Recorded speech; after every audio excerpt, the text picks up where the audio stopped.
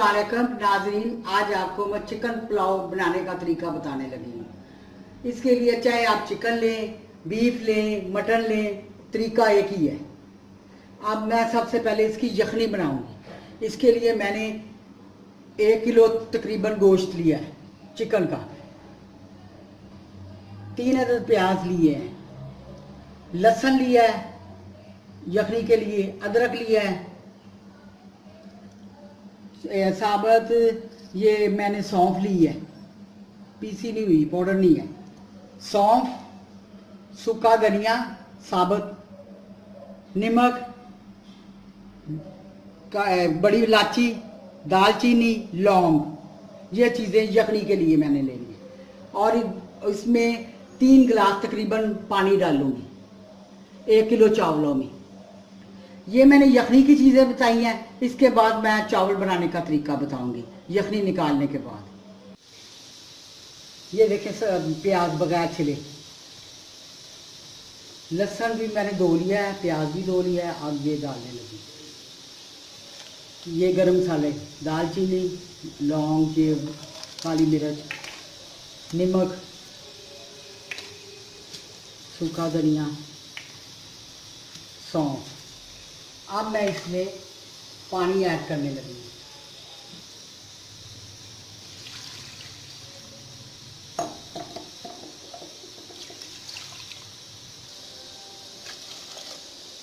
अब मैं इसे चूल्हे पर रख दूंगी। जब यखनी तैयार हो जाएगी, गोश्त गल जाएगा, तो इसे चूल्हे को मैं बंद कर दूंगी। इसके बाद मैं फिर चावल बनाना सिखाऊंगी आपको।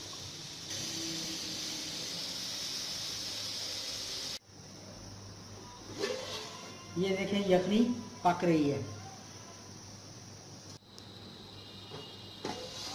ये देखें यखनी पककर बिल्कुल तैयार हो गई। अब मैं इसे उतारने लगी।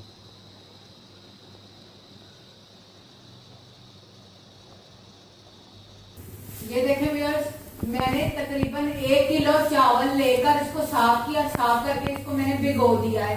मेरे पुराने चावल इसलिए हम थोड़ी देर पहले भिगोएंगे। ये देखें, मैंने चावलों के लिए 3 प्याज ले लिए और इसको बारीक लच्छेदार काट लिया है। ये मैंने 2 चम्मच नमक, आपने इसको हस्बे जायका इस्तेमाल करना है। आधी चम्मच हल्दी, 2 चम्मच सुरख मिर्चें, थोड़ा सा जर्दा रंग। अब मैंने एक पतीले में थोड़ा सा तेल लेकर उसके अंदर प्याज कटिंग करके डाल दिया है। अब इसको हम गोल्डन ब्राउन होने तक भूनेंगे। फिर इसके अंदर अदरक लहसुन ऐड करेंगे। ये देखें, मैंने यखनी पहले ही तैयार कर ली थी।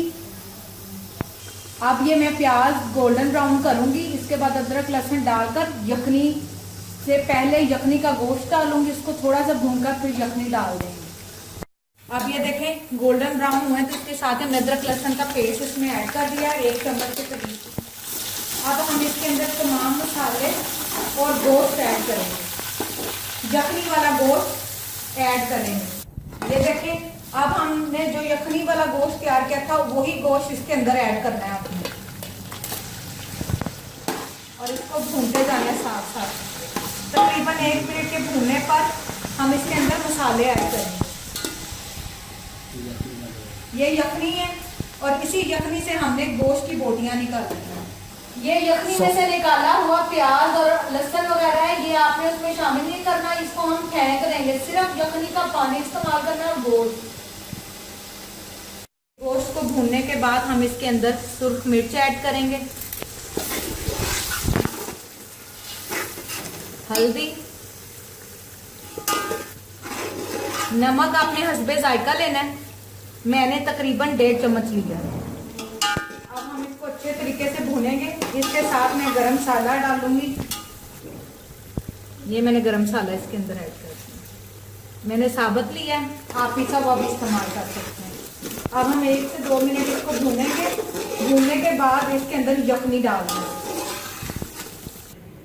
ये देखिए व्यूअर्स, मैंने तकरीबन 1/4 कप दूध का लिया है। इसको हम पुलाव में शामिल करेंगे। जब गोश्त हमारा भून जाएगा तो इसके अंदर हम डालकर फिर यखनी और इसको पकने के लिए रख देंगे। ये देखें, मैं इसके अंदर अब यखनी ऐड कर रही हूँ। ये देखें, अब जो बची हुई सौंफ वगैरह ये मैंने बिल्कुल नहीं जाने दी, और प्याज वगैरह मैंने आपको पहले निकाल कर दिखा दिया। हमने सिर्फ यखनी का पानी इस्तेमाल करना है। अब मैं इसमें दूध डालने लगी हूँ।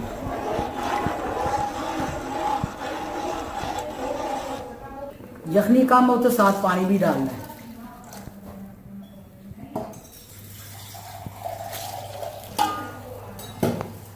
अब मैं इसे पकने के लिए रात में उबाल आने पर चावल डालूंगी।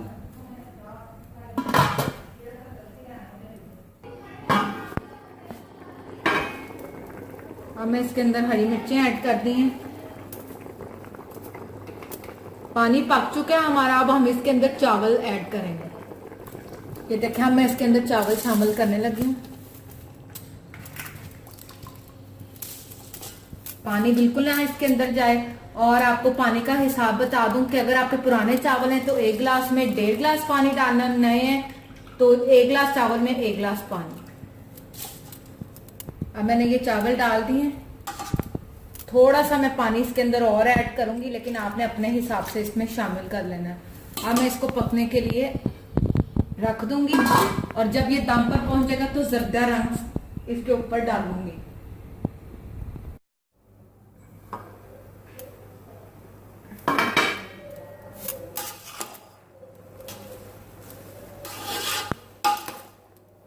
अब मैं इसके ऊपर जर्दा रंग डालने लगी हूँ। आपने भी इसके ऊपर जर्दा रंग शामिल कर लेना है।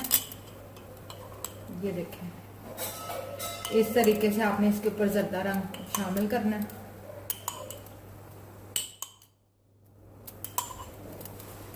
और अब हम इसको दम लगा देंगे। ये देखें, अब मैं इसको दम लगा दूंगी। ये देखिए चावलों को दम आ चुका है।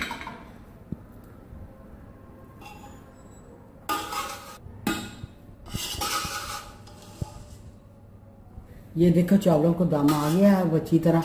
हम इसको डिश आउट करने लगे। ये देखें, अब हमने इसको डिश आउट कर लिया है।